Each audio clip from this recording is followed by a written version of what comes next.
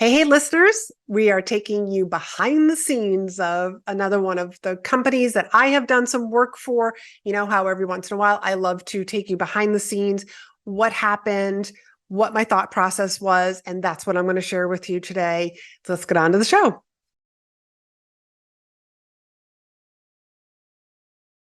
So I love doing these behind the scenes because I really want you to hear not only my thought process, but also like strategically why I did what I did and why I'm presenting, this particular type of information for this particular type of company and how I look at this.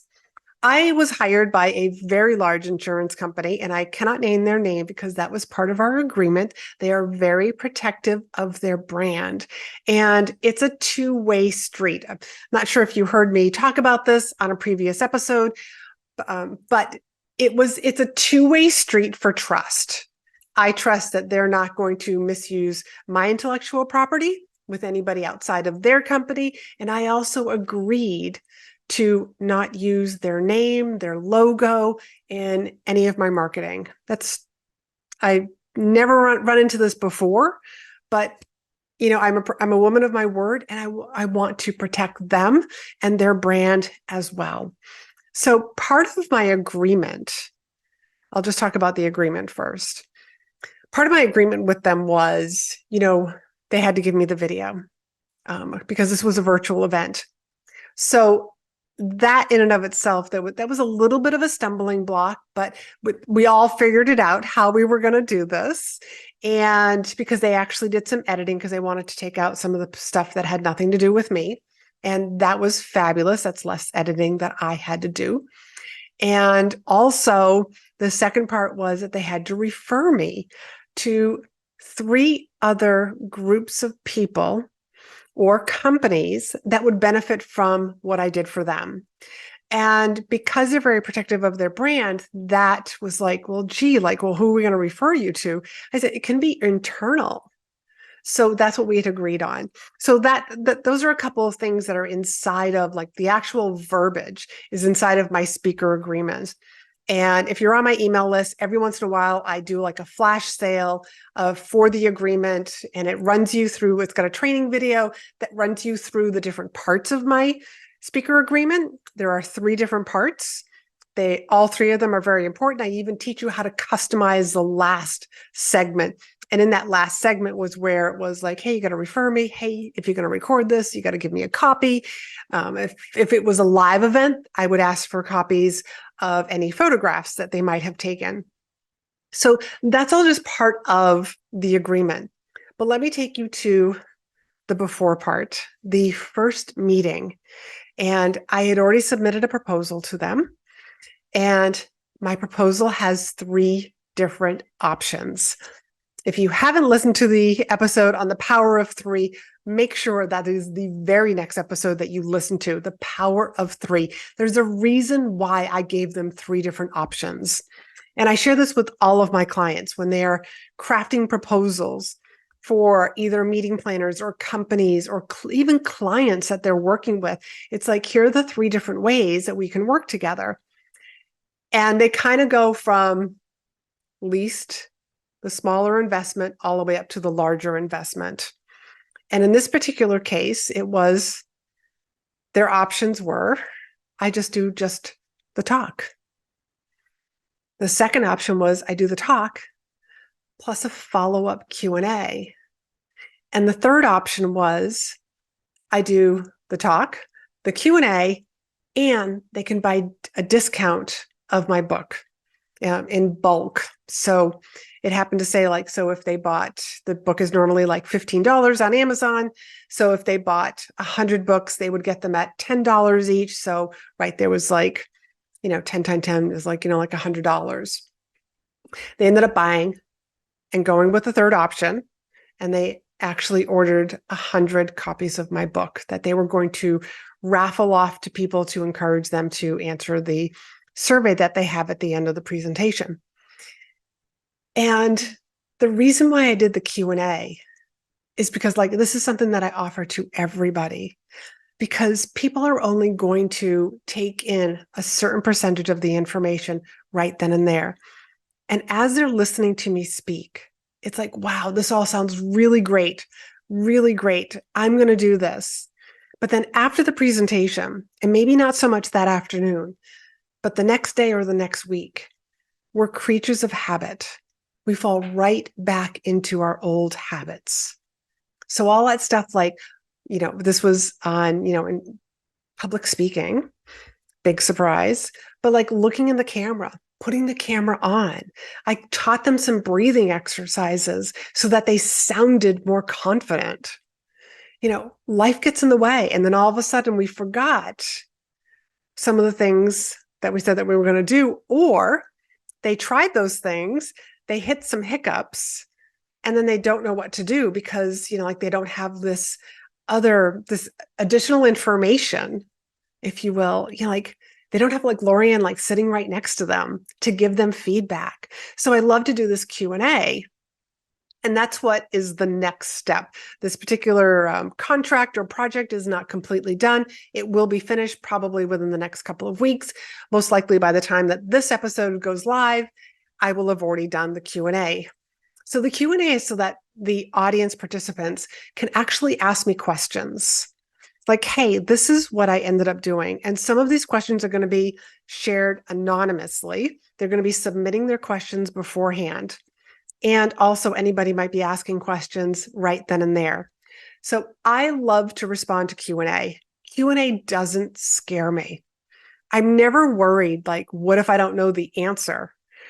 I've always got like a database full of stories, a database of tips and ideas, and I'm really good at thinking on my feet. Now, that's not everybody. That actually is something that I learned to do, that I trained myself to do. Again, you can teach your nervous system new tricks. So having a Q&A call like this, it's going to be about 45 minutes, doesn't scare me. If anything, it's like, come on, bring it on. Let's talk more about this, because deep inside my heart and my soul, I want this group of people to be very successful.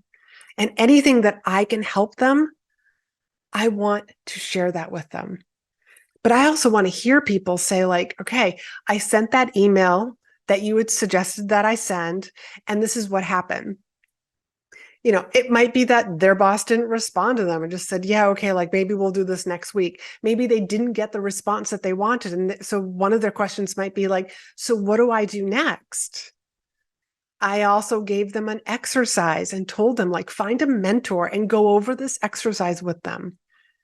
Let somebody else's eyes and opinion and thoughts on you, let them share that information with you so that you can grow.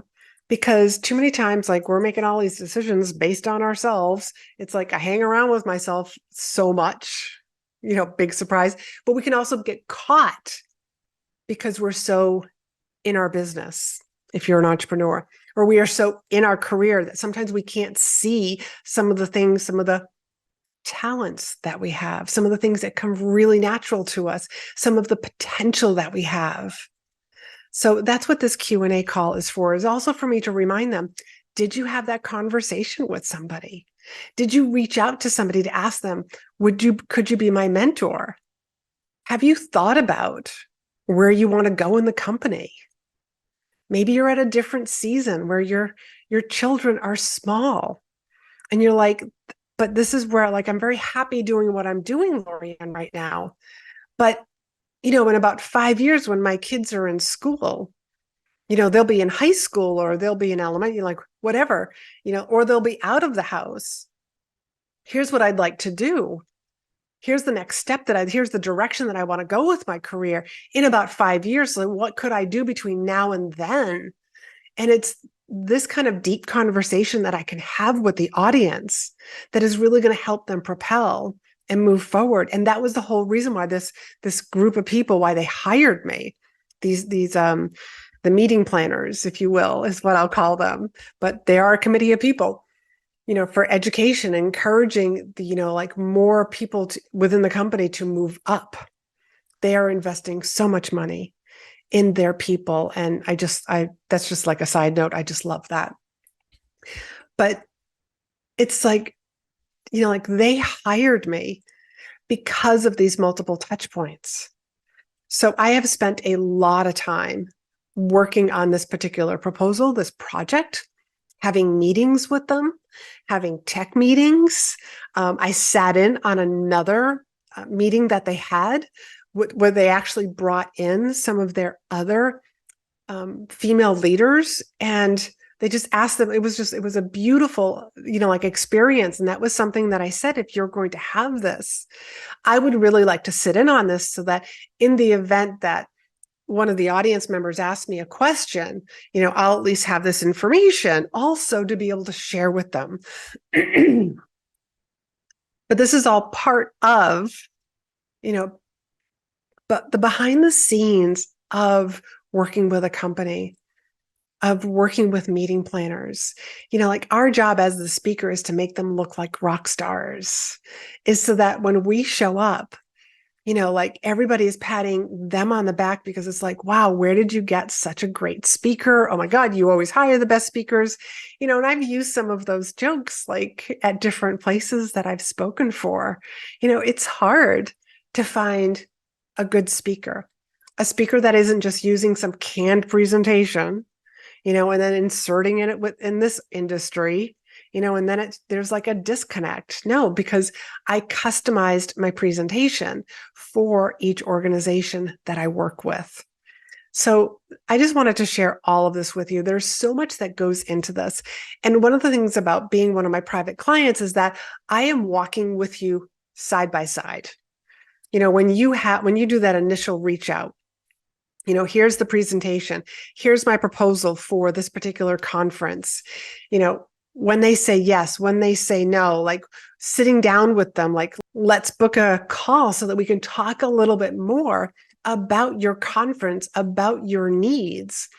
And then my clients always, like, they show up as like that powerful speaker that they are. Like, they get to be that professional speaker, so to speak, even if it's the first time that they've ever spoken.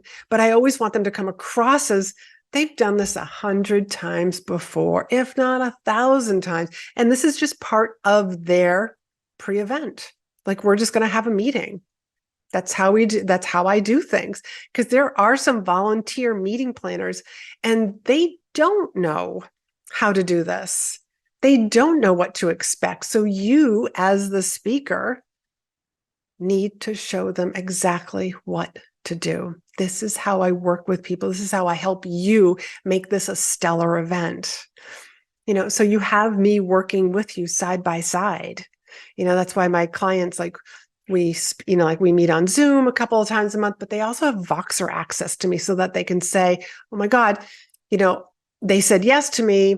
So now what do I do? And I might be saying, well, okay, so they said yes, let's book a call with them. Let's have that pre-event meeting so that you get to decide, do I want to do this event or not?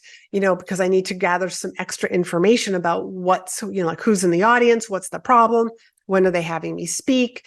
There's like a list of things. And I walk them through from that beginning to end. To even like when I talk about the end, it's about like a feedback meeting. That was something that I did with this particular insurance company. We had a feedback meeting. They wanted to give me the feedback that they had heard, and I got to give them the feedback on what it was like being like the speaker working with the committee, which was absolutely fabulous. So there's just like so much that goes into this. And I just enjoy the whole process. And for you to enjoy the whole process also, and not to get nervous or scared about all the different moving pieces, because it's a whole lot more than just the speech. But the speech is, I would say, the most important part, because that audience needs to feel your confidence. They need to hear your thought leadership. Your job is to give the audience information to help them change their perspective, to help them decide whether or not I agree with this, or I don't agree with this, or I'm willing to try this, or I'm not willing to try this. Well, let me see how I can add this in so that because you as a speaker have basically presented a really great case for the audience to say, you know what? I'm going to try this. I hear this.